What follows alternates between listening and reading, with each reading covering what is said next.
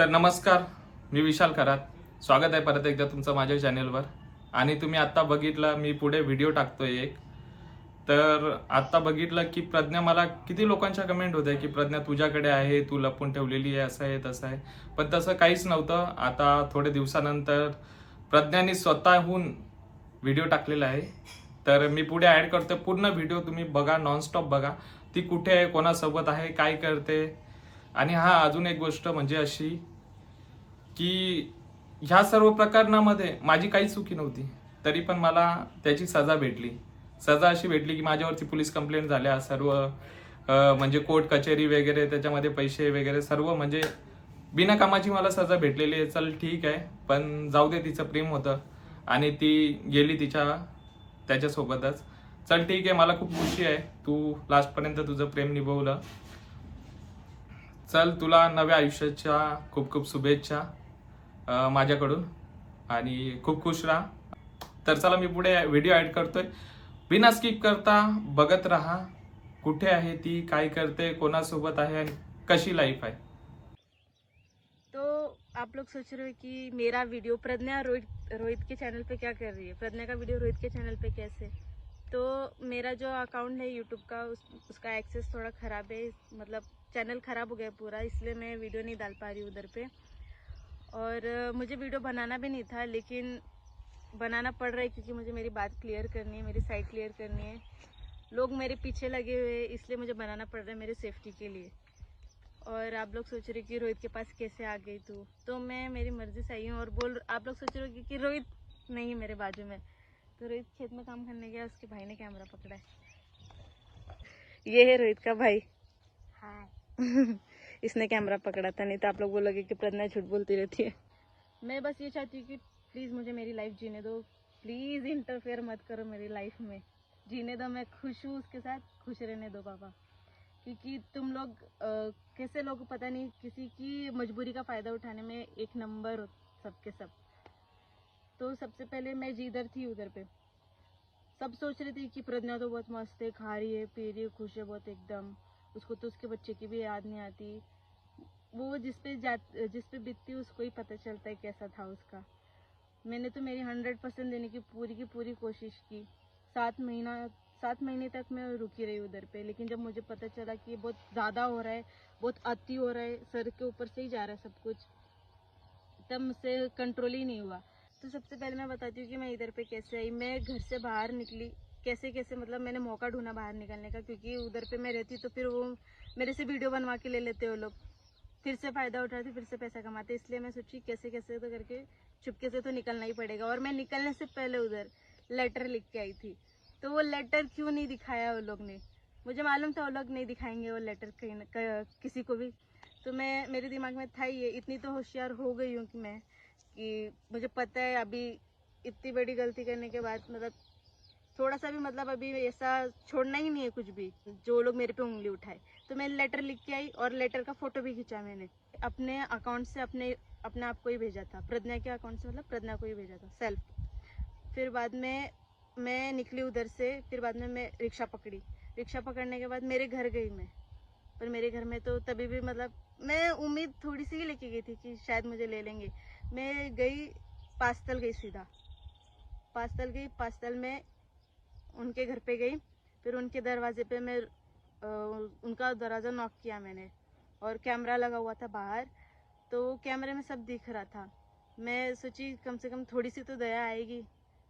मुझे पता था मैं हार गई हूँ पूरे तरीके से। जब मुझे पता चला कि किट्टू मुझे मिलने ही नहीं वाला, किट्टू मिल गया है उसको, तो फिर क्या फ़ायदा मुझे दूसरे के घर पे रहने का। मैं क्या ज़िंदगी भर उसके घर पे नौकरानी बन के रहूँ क्या उनके घर पे। मेरी खुद की कोई ज़िंदगी है ही नहीं। दूसरे के घर पे रहूँ, दूसरे का बर्तन धोऊँ, दूसरे का खाऊँ। तो मेरा दम घुट रहा था उधर पे रह के बहुत। मैं कैसे हंस रही थी, मैं कैसे जी रही थी, मुझे ही नहीं पता। मेरे को तो ऐसा लग रहा था मैं क्या बन गई हूँ, अपने आप को ही मार रही हूँ ऐसा लग रहा था मुझे। खुश रह के भी खुश नहीं, मतलब झूठ झूठ हंसी, सब सब फेक। फिर मैं उनके घर के सामने दरवाजे की इधर बहुत नॉक किया, 1 घंटे तक रुकी थी मैं उधर पे। तो ये बात तो सबको पता है कि मैं उधर गई थी, कि मैं भी यूट्यूब देखती हूँ इतना। फिर बाद में मतलब मैंने वो दरवाज़ा उनका नॉक किया बहुत बार, आगे हाथ जोड़ के रोई। मुझे पता था कैमरा लगा हुआ, मैंने कैमरे में भी देखा और बहुत मैंने उनका नाम लिया, बोला दरवाज़ा खोल दो प्लीज़। मेरा दिल बोल रहा था कि काश मुझे एक बार तो देखने को मिल जाए मेरे मरने से पहले। मुझे मालूम था नहीं लेगा कोई अंदर, फिर भी मैं गई हिम्मत करके, कैसे न कैसे करके। मेरा तो एक भी पाँव ही नहीं आगे बढ़ रहा था। फिर मैं सोची नहीं, आज नहीं तो कभी नहीं, जाना ही पड़ेगा, बच्चे का सवाल है तो जाना ही पड़ेगा। फिर मैं गई तो दरवाजा ही नहीं खोला 1 घंटे तक। फिर मैं सोची अभी कुछ रास्ता ही नहीं है, फिर मैं निकल गई वापस। फिर मैं निकल के मैं कलर सिटी में गई। कलर सिटी में जाने के बाद फिर मेरी मम्मी आई, फिर मैं मेरी मम्मी से छुप गई। मैं सोची अभी किसी को भी नहीं बताने का है, सीधा जान देने का है, जान देती हूँ। फिर मैंने सोचा नहीं, जान भी नहीं देते। कि मेरे दोस्त के घर पे गई, दोस्त के घर पे भी इतना दिन तक नहीं रह सकते। फिर मैं सोची अभी जीने की भी हिम्मत नहीं हो रही है, पर जीना भी है क्योंकि किट्टू को बड़ा होते हुए देखना है। ऐसा मेरे दिमाग में आ रहा था। मतलब मेरे पहले दोस्त के घर पे गई थी, मेरे फ्रेंड के घर पे। फिर उसने मुझे 15 दिन तक रखा। फिर बाद में वो बोली कि देख हम लोग भी ज़्यादा दिन तक नहीं रह सकते तुझे अपने घर पे। फिर मैंने सोचा अभी मैं कहाँ जाऊँ। फिर मैंने मेरी दूसरी फ्रेंड को बोला, तो फिर वो बोली हाँ ठीक है रहे मेरे घर पे। फिर बाद में मैं उसके घर पे 20-25 दिन तक थी उधर पे उसके घर पे। लेकिन किसी दूसरे के घर पे इतना ज़्यादा दिन तक कैसे रह सकता है कोई। मैं सोची थी कि कुछ ना कुछ करके, मतलब कुछ ना कुछ करके मैं कर लूँगी खुद का। पर मेरा यूट्यूब का भी प्रॉब्लम चल रहा था, इसलिए कुछ समझ में ही नहीं आ रहा था क्या करूँ। फिर आदमी मुझे मैं पूरी ब्लैंक हो गई। इतने सोची अभी कुछ सब तो खत्म ही होएगा, क्या करूँ जी के। फिर मैंने एकदम पूरा डिसाइड कर लिया था कि अभी सुसाइड ही करने का है, क्योंकि किट्टू का बर्थडे भी नज़दीक आ रहा था। तो फिर मुझसे कंट्रोल ही नहीं हो रहा था खुद से कि वो मेरे बिना उसका बर्थडे मनेगा, मैं इधर अकेले वो उधर। तो एकदम पूरी ब्लैंक हो गई थी मैं। फिर मैंने पूरा डिसाइड कर लिया था कि मुझे सुसाइड करना है। फिर मैं 28 सितंबर को दोस्त के घर से बाहर निकली। मैंने बोला ठीक है मैं जाती हूँ, अभी इतने दिन भी अच्छा नहीं रहता किसी के घर पे रहना। मतलब मैंने सुन लिया था कुछ ऐसी चीज़, इसलिए मैं घर से बाहर निकल गई कि ज़्यादा दिन तक रहना उधर पे भी ठीक नहीं है। अभी मैं अकेले हूँ तो किसकी नज़र कैसी है मुझे पता चल जाता है इतना। फिर इसलिए फिर मैंने डिसाइड किया कि अभी जाती हूँ, जान ही देती हूँ डायरेक्ट। फिर बाद में मैं निकली उधर से बाहर। फिर मैं स्टेशन पे बैठी, दोपहर के 12 बजे मैं निकली। फिर मैं स्टेशन पे बैठी बोईसर के। फिर बोईसर के स्टेशन पे बैठने के बाद मैं बहुत सोची। फिर ट्रेन में बैठी। ट्रेन में बैठने के बाद जिधर भी ट्रेन जा रही थी मैं उसी में ही बैठ गई, किधर पे भी। फिर वो जहाँ ट्रेन रुकी मुझे नहीं पता वो कौन सी जगह थी, फिर मैं उधर पे रुक गई। फिर स्टेशन पे बैठी थी। फिर मैं रात हो गई, रात होने तक मैं उधर ही बैठी। फिर 1-2 बज गया। फिर मैं सोची अभी क्या करूँ, ट्रेन आएगी तो कूदूँ क्या, ट्रेन आएगी कूदूँ क्या, ऐसा मेरे दिमाग में ख्याल आ रहा था। फिर मैं सोची एक बार रोहित को कॉल करती हूँ, क्योंकि मैं सोची अगर मैं मरूंगी तो उसके ऊपर ही नाम आएगा कि इसने ही मारा होगा। इसलिए मैंने सोचा कि उसकी सेफ्टी के लिए एक बार कॉल करती हूँ, क्योंकि उसकी तो कुछ गलती है नहीं। इसलिए मैंने उसको फ़ोन किया और मैंने उसको बोला देख मैं जान देने जा रही हूँ, क्योंकि मेरे पास अभी कोई रास्ता है नहीं, मेरा जीने की भी इच्छा नहीं है। तो फिर उसने बोला कि नहीं, पहले मेरे मन में आ रहा था कि वो फ़ोन उठाएगा कि नहीं उठाएगा। मैं बहुत डर के उसको फ़ोन किया मैंने। मुझे ऐसा लग रहा था क्या पता वो सबको बता देगा कि ये इधर है उधर है, इसलिए मुझे भरोसा ही नहीं था, अभी किसी पे भी भरोसा नहीं था। फिर भी मैंने कैसे कैसे करके उसको फ़ोन किया। फिर मैंने जैसे उसको फ़ोन किया फिर उसने उठाया। मैंने बोला अभी मेरे पास कुछ रास्ता नहीं है, मुझे मरने का ही है, और मुझे पता है मैं मरूंगी तो तेरे पर ही नाम आएगा, इसलिए तेरे सेफ्टी के लिए मैं बोल रही हूँ तो रिकॉर्डिंग कर ले ये कॉल कि मैं जान दे रही हूँ तो अपनी मर्जी से दे रही हूँ। और मेरी लाइफ बर्बाद हो गई, इन लोगों ने मिलकर मेरी लाइफ का पूरा वाट लगा दिया है। जो उनके घर पे थी वो लोग ने भी मेरा फ़ायदा उठाने की बहुत कोशिश की। जिनके घर पे मैं 6 महीने से 7 महीने से थी, वो लोग सोच रहे थे कि अकेले तो इसका फ़ायदा उठाना चाहिए। तो उनके घर में एक आदमी था जो मुझे बहुत बुरी नज़र से देख रहा था और मुझे अच्छा बिल्कुल भी नहीं लग रहा था। तो फिर मैंने उन लोग को बोला भी कि ये मुझे बुरी नज़र से देखता है। तो लोग बोले थे कि नहीं वो चेक करता है सबको, हर लड़की को ऐसे ही चेक करता है वो कि लड़की कैसी है। मुझे नहीं पसंद कि कोई किसी को चेक करे, उन लोग में चलता होगा लेकिन मेरे में नहीं चलता ये चेक करने वाला सिस्टम। फिर मैंने लेटर में भी लिखा था वो बात, तो वो लोग ने इसलिए लेटर नहीं दिखाया होगा कि वो लोग की पोल खुल जाएगी, उनकी पोल खुल जाएगी। पर मेरे पास है वो लेटर का, मेरे फोटो खींचा था तो वो दिख जाएगा वीडियो पे। फिर इसलिए मैं उधर से निकली क्योंकि मैं उधर पे भी सेफ नहीं थी। अभी पता नहीं वो लोग मेरे साथ क्या करवाना चाहते थे, क्या करना चाहते थे, क्या पता। इसलिए मैं बाहर आ गई, खुद के लिए बाहर आ गई, क्योंकि मुझे मेरी इज्जत ज़्यादा प्यारी है। क्योंकि एक मतलब जिसका कुछ मतलब ही नहीं था उससे मेरा नाम लग गया, या मेरा नाम बदनाम हो गया, मेरी लाइफ स्पॉइल हो गई पूरी। पूरी दुनिया को पता चल गया कि इसका ऐसा ऐसा था इसके साथ, किसके साथ।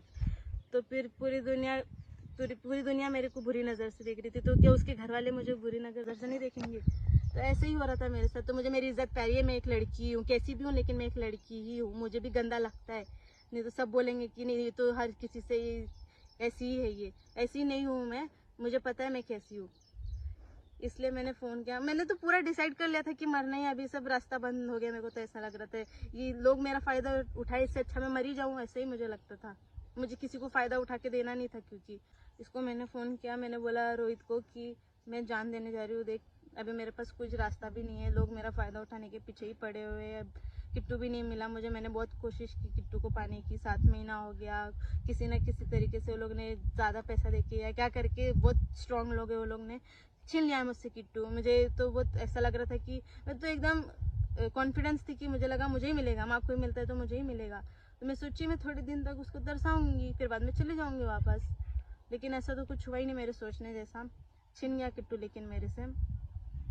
अभी वो बड़ा होगा तो फिर सोचेगा कि मेरी माँ तो मेरे लिए लड़ी ही नहीं, मैं तो बहुत लड़ी, 7 महीना बहुत होता है लड़ने के लिए। मुझे बच्चा तो 1 महीने में ही मिल जाता है, लेकिन तू तो मुझे नहीं मिल पाई, लेकिन मैंने बहुत कोशिश की। तो तू ये वीडियो देखेगा तो तुझे पता चलेगा कि मैंने कितना स्ट्रगल किया था तुझे पाने के लिए, लेकिन नहीं मिला। नहीं मिला तो क्या, फिर मैंने मरने का ही सोचा। तो मैंने डिसाइड किया मरने का। फिर मैंने उसको फ़ोन किया। फिर बाद में मैंने बोला, हाँ मैंने बताया आप लोगों को कि ये लोग मेरा सब लोग इस्तेमाल करने की सोच रहे थे। तो उसने बोला कि जान मत दो, मैं आता हूँ उधर, तुम बताओ तुम किधर पे हो। तो मैंने उसको बोला नहीं मैं नहीं बताऊँगी, मुझे मरना ही है, मैंने पूरा डिसाइड कर लिया है। तो बोला नहीं नहीं मरो मत, तुमको किट्टू की कसम है। फिर बाद में उसने किट्टू की कसम दिया। फिर मैंने बोला किट्टू की कसम दे रहा है लेकिन क्या करूँ, अभी लाइफ जी ही नहीं सकती मैं, किट्टू तो है ही नहीं मेरे पास, फिर जीव किस वजह से। तो फिर मैंने बोला कि फिर तू रखेगा क्या मुझे तेरे पास, मतलब तेरे साथ मेरा नाम जोड़ा है तो तू रखेगा क्या, है इतनी हिम्मत क्या मुझे रखने की। तो उसने बोला हाँ, डायरेक्ट हाँ बोला। तो मुझे लगा ये पागल है थोड़ा, ये मुझे रखने के लिए हाँ बोल दिया। मैंने बोला सोच समझ के बोल कि रखना है कि नहीं, क्योंकि इसमें बहुत अपना नाम का खराबी है, बदनामी है। और क्यों तू दूसरे की वाइफ को रखना चाहता है, कोई किसी की वाइफ को नहीं रखता, मतलब मेरा नाम खराब है इतना, तो तू जिसका नाम बदनाम है उसके साथ रहेगा, खुश रहेगा, लोग तुझे चिढ़ाएंगे कि ये दूसरी की वाइफ है, ये है। तो बोला हाँ चलेगा, मुझे मैं रखूंगा, क्योंकि मुझे पता है आप अकेले हो गए हो तो आप किधर जाओगे, फिर किसी का जान बचाना अच्छी बात होती है। तो फिर मैंने बोला ठीक है मैं आती हूँ तेरे पास। फिर उसने बोला खुद के लिए जियो, खुद के पैरों पर खड़े हो, लोगों को दिखाओ कि तुम गलत नहीं थे, हंसो खेलो अच्छे से रहो। तो फिर मुझे मतलब ऐसा लगा कि हाँ ये तो ठीक बोल रहा है, तो थोड़ी सी होप हुई कि जाते। फिर मैंने सोचा जाऊँ कि नहीं जाऊँ, फिर हिम्मत की। पर फिर मैंने उससे पूछा तू किधर है, तो उसने बोला कि पुणे में। तो मैंने बोला फिर अगर तू मुझे एक्सेप्ट करेगा तो तेरी मम्मी और तेरे फैमिली वाले क्या बोलेंगे। तो बोला देख लेंगे हम लोग, क्योंकि मुझे पता है कोई मतलब जिसकी पहले से ही शादी हो चुकी है उसको कौन एक्सेप्ट करेगा, उसको तो मेरे से भी अच्छी मिल सकती है, वो तो सिंगल है, वो तो किसी से भी शादी कर सकता है, मैं तो एक बच्चे की माँ हूँ, मुझे कौन एक्सेप्ट करेगा। तो मैंने ऐसे ऐसे ही सोचा था। तो बोला नहीं कर लेंगे एक्सेप्ट, मैं करवा दूंगा, मैं हूँ ना, मैं अकेला ही काफ़ी हूँ, ऐसा ऐसा उसने बोला। फिर बाद में मैंने बोला ठीक है मैं आती हूँ, तू किधर पे रहता, तो उसने बोला पुणे में। तो मैं बोली ठीक है मैं आती हूँ। तो बोला पैसे है क्या, मैंने बोला पैसे तो नहीं है, मेरे कान का था वो मैंने बेच दिया। फिर तो वो बेचा, फिर पैसा आया तो फिर 1-2 हज़ार था बस। तो फिर मैंने टिकट खरीदा, टिकट खरीदने के बाद मैं आई पुणे स्टेशन पे। फिर पुणे से उसने मुझे पिकअप किया, फिर बाद में उसके गांव लेके आया, तो मैं उसके गांव में होती। अच्छा है गाँव कि गॉड ने मुझे न्यू लाइफ जीने का मौका दिया है, तो मैं प्रूव करके दिखाऊंगी कि मैं गलत नहीं हूँ, और मैं जी के दिखाऊंगी, मैं हूँ इतनी स्ट्रांग कि मैं जी लूँगी अपनी लाइफ। और फिर इधर आने के बाद मुझे पता चला कि जिनके घर पे मैं थी 6 महीने से, वो लोग मुझे बोल रहे कि मुझे मारना है, इसका हाथ तोड़ना है, हमारा ये करके गई, हमारा चैनल वो करके गई, वो करके गई। ठीक है मैं खुश हूँ इधर पे अभी, मतलब इतने दिन से तो मैं हंस भी नहीं रही थी अभी, ठीक है, लेकिन मैं अपनी मर्जी से आई हूँ इधर और मैं खुश हूँ। मैं चाहती हूँ कि मुझे बस अभी जीने दो, मेरा पीछा करना छोड़ दो, क्यों पीछा करो क्या पता जीने दो भाई बस अपनी मेरी ज़िंदगी, अपने अपनी भी जियो, मुझे भी जीने दो भाई, प्लीज़ जीने दो। मुझे खुश हूँ मैं बहुत इधर पे, मुझे मेरी न्यू लाइफ स्टार्ट करने दो और प्लीज़ मुझसे दूर चले जाओ, मुझे वापस से उसमें मत खींचो पीछे, कुएं में मत गिराओ मुझे। तुम लोग अंधेरे में बाबा अंधेरे में रहो, मुझे उजाले में आने दो, मेरा पाँव खींच के मुझे पीछे मत लो वापस से, प्लीज़ मुझे जीने दो मेरी लाइफ। बस मुझे इतना ही बोलना है, जिसकी जैसी सोच है रहने दो, मुझे किसी को इतनी सफाई नहीं देनी है। मैं एक लड़की हूँ, मुझे पता है कि मुझे भी जीने का हक है, क्योंकि अगर समझो कि मेरा उससे झगड़ा हुआ रहता और डिवोर्स हो गया होता, ये सब मैटर मेरा सोशल मीडिया पे नहीं आया होता और आप लोगों को कुछ पता भी नहीं होता और मेरा डिवोर्स हो जाता, तो क्या मुझे तभी भी दूसरी शादी करने का हक नहीं है? मतलब मुझे खुश रहने का हक नहीं है, मेरी लाइफ जीने का हक नहीं है? एक बच्चा तो छिन गया मुझसे जो मेरी जीने की वजह थी, तो मतलब मैं जी ही नहीं, मुझे जीने की वजह मिलनी ही नहीं चाहिए। फिर मुझे हक है जीने का, मैं भी इंसान हूँ, मुझे जीना है, मुझे मेरी लाइफ बहुत प्यारी है, मुझे क्या क्या मैंने सपने देखे थे मुझे वो करने पूरे। मेरे माँ बाप को खुश रखना था, मैं सबको खुश रखूँ, मैं इतनी बुरी हूँ नहीं कि मुझे खुश रखना ही नहीं था किसको भी। बस अभी मेरा यही गोल है कि मुझे आगे बढ़ना है मेरी लाइफ में, मुझे खुश रहने का है। और लोग सोच रहे होंगे कि ये यूट्यूब पे वीडियो डाल के फिर से मतलब वो मैटर चालू करना चाहती है, मेरा ऐसा कुछ इंटेंशन है नहीं, मैं बस मेरी साइड क्लियर कर रही हूँ। और मैं इधर पे मैंने किसका नाम भी नहीं लिया है, मुझे कुछ हेट नहीं करना, किसी को हेट नहीं फैलाने का है, बस मुझे मेरी लाइफ जीने का है, इसलिए मैं बस इसलिए वीडियो डाला है कि मुझे भी हक है और हर किसी को हक है दूसरी न्यू लाइफ स्टार्ट करने की। बस यही बोलना था कि सबकी लाइफ में प्रॉब्लम आती है, तो इसका मतलब ये नहीं कि मर जाओ और सब ठीक हो जाएगा, तो सबको हक है कि दूसरी लाइफ जिए। भगवान ने मुझे दूसरा रास्ता दिया है जीने का, दूसरा दरवाज़ा खोला है मेरे लिए कि तू न्यू लाइफ स्टार्ट कर, यहीं पे ही मतलब रास्ता ख़त्म नहीं होता। तो फिर मैं कोशिश करूँ मेरी लाइफ जीने की नई सिरे से, तो फिर मुझे जीने दो। और मैं बोलना चाहती हूँ कि अगर किसी की लाइफ में ऐसा कुछ है मतलब जिसको मन करे सुसाइड करने का, तो फिर वो लोग भी प्लीज़ सुसाइड मत करो और अपनी लाइफ जियो, क्योंकि सबको हक है लाइफ जीने का। तो इतना मतलब अभी ज़्यादा मुझे ज्ञान नहीं देना, नहीं तो सब बोलेंगे कि ये बहुत ज़्यादा ही अच्छी बंदी और ज्ञान दे रही है। बस मुझे इतना बोलना है कि ये तो मेरी आधी ही स्टोरी थी जो मैंने बताई, अभी पूरी सुनते तो फिर हैरान हो जाते। लेकिन हर सिक्के के दो पहलू होते हैं, तो एक साइड देख के ये पता नहीं कर सकते, जज नहीं कर सकते कि यही बुरी है यही गंदी है, ऐसा तो नहीं रह सकता। नहीं जाना तो अभी मुझे पास्ट में वापस नहीं जाना है, मुझे सब भूलना है।